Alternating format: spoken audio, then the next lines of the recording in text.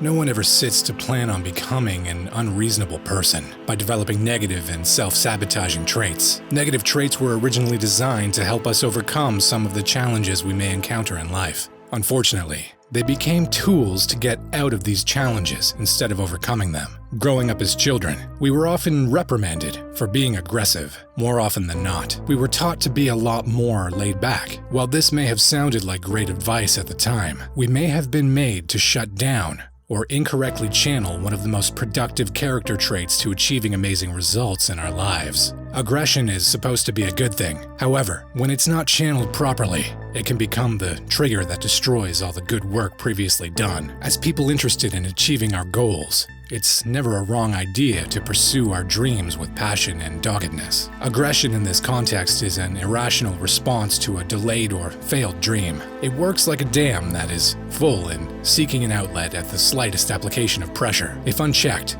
it can get to our mind and begins to break us down. What follows next is usually a transfer of that aggression. A man who receives a query from his boss in the office might get home and take out his aggression on his spouse, his kids, or the innocent cat at home. Alternatively, he might decide to become a workaholic just so he can receive the approval of his boss at the detriment of his health, relationships, or even life. People have pushed themselves to unrealistic limits because they needed to meet specific goals. Aggression can also manifest itself in how we try to achieve goals that were not originally part of our initial target. Instead of channeling your aggression wrongly, as we have just spoken about earlier, there are some very helpful ways to help you channel this trait. Dr. Konrad Lorenz, a Viennese animal sociologist, said in one of his presentations to some psychiatrists, "Animals cannot feel or express affections unless a channel for aggression is in place. This means that aggression is necessary for our lives, but we must find a way to better understand it. This will help us better manage it, or even gain some benefits from the advantage that could come out of the aggression. 1. Investigate the source of the aggression. The next time you get upset or perceive some form of aggression, take out some time to ask yourself why you are getting upset or irritated. If someone lashes out at you, instead of interpreting it as an act done against you, realize that the person is acting under the action of an emotional trigger. It just might be that he is reacting to a domestic challenge or some other undisclosed issue. When you know the source of the aggression, you will be better equipped to deal with it and react appropriately. 2. Identify the things that trigger you. Again, to better improve the way you manage aggression, you need to go for knowledge. With knowledge comes power. Everyone has some vulnerabilities. Aggression may occur as a result of someone's criticism of your work or your person. It might also be your ability to meet a specific goal. Take out some time to journal the things that are most likely to irritate you. When these scenarios eventually play out, you would be a lot more prepared to deal with them. As you become aware of your trigger points, you'll be able to better relate with friends and people who you may have misunderstood in time past. 3. Use your aggression as a tool for goal setting.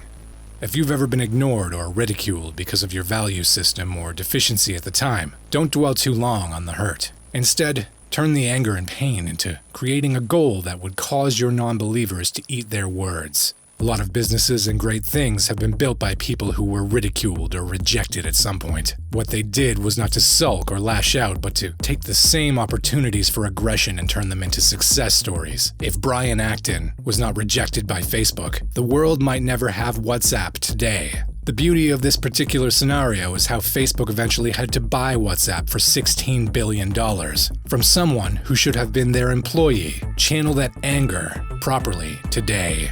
4. Learn to let out the steam properly. Pent-up anger has great health implications. Medical studies reveal that it can lead to cardiac arrest, stroke, or hypertension. Because we are humans, there will be days that we will be susceptible to aggression. When this happens, let out the steam in a manner that doesn't lead to more destruction. Take a breath. Step outside your office or wherever you are, and take a walk or slowly count from 1 to 40 or more. No one ever solved a problem by creating more problems. If you feel there is still emotional lava that might just spill out, taking a jab at an available punching bag might help to deflate the aggression. Whatever you do, make all the efforts to give vents to the locked up emotions within you. A closely related emotion to aggression is frustration. How well do you also manage your frustrations? As someone who has traded in the financial market, I am aware of the frustrations that come with losing trades. There is, however, a negative response that comes with these kinds of losing trades, and it's commonly referred to as revenge trading. This is an emotional, erratic response to the market that more often than not leads to the loss of the trading account. Every Forex trader goes to the market with a goal to close the day with a win. When they experience losing trades, this usually leads to impatience and then frustrations when the lost funds are not recovered quickly enough. In the same way, almost every responsible person sets goals to be achieved in their lives. When these set goals are not achieved when due, frustration can set in. Frustration is an emotional response to the inability to meet the desired goal, most likely at a specific time. As humans, our first competitors are usually ourselves. When our best efforts are not met with the expected outcome, frustration can get the better of us. Our perfectionist perception of things usually causes us to aim for the bullseye